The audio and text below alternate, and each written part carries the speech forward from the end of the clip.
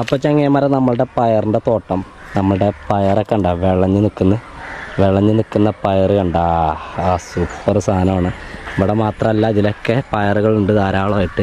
ഇവിടെ തന്നെ നല്ല രീതിയിൽ വിളഞ്ഞിട്ടുണ്ട് പയർ. ഇതൊക്കെ പറിക്കാനായിട്ടുണ്ട്. ഇതൊക്കെ നമുക്കിപ്പോൾ പറിച്ചിട്ട് കൊണ്ടുപോകാം. മനസ്സിലായോ? ഇതും വേണമെങ്കിൽ നമുക്ക് ഇന്ന് പറിക്കാം, ഇല്ലെങ്കിൽ നാളേക്ക് ഇത് മൂപ്പ് കയറും.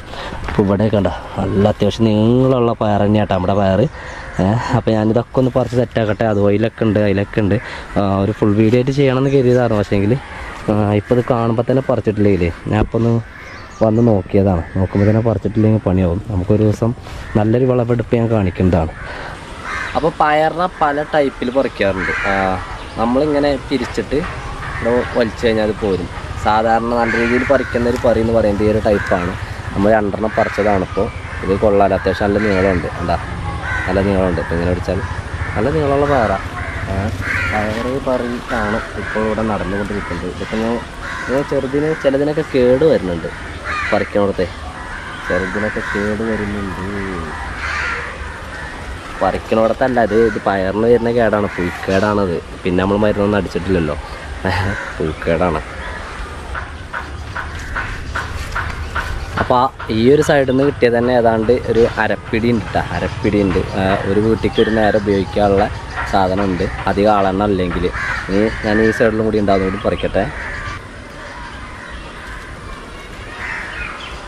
എന്ത് വലുപ്പം അറിയാം പയറിന്. ഇതുണ്ടെങ്കിൽ ഇതൊക്കെ നല്ല വലുപ്പമുള്ള പയറാ, നല്ല വലുപ്പമാണ്ടോ. ഇത്രയുണ്ട്. അതായത് മീറ്റർ പയറിന് 1 മീറ്ററോളം നീളം വരുന്നുണ്ട്. ഇത് ആദ്യത്തെ പറയല്ല, നമ്മളിതുപോലത്തെ ഒരു 2 പ്രാവശ്യം ഇത് പറിച്ചു. ഉണ്ടാവും പുഴുണ്ട്, ഫ്രഷ് പുഴു.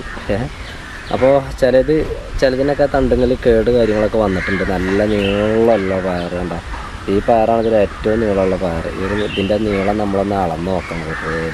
നേരത്തെ ഒന്നിൻ്റെ കാണിച്ചാണ്, എന്നാലും ഉണ്ടോ ഇത്രയും നീളമുണ്ട് ഇത് ഒരു പയർ. ഇത്ര നീളം. അപ്പോൾ കൊള്ളാം. അങ്ങനെയെങ്കിൽ പയറിൻ്റെ വിളവെടുപ്പ് കഴിഞ്ഞു. ഞാനത് വീട്ടിലേക്ക് കൊണ്ടുപോവുകയാണ്. അതോട് കൂടിയിട്ട് ഈ പരിപാടിയും തീർന്നു. ഇനി ഞാൻ പിന്നെ ദിവസം പറ്റുവാണെങ്കിൽ വലിയ വിളവെടുപ്പ് ഉണ്ടെങ്കിൽ അന്ന് കാണിച്ചു തരാം. Okay, by.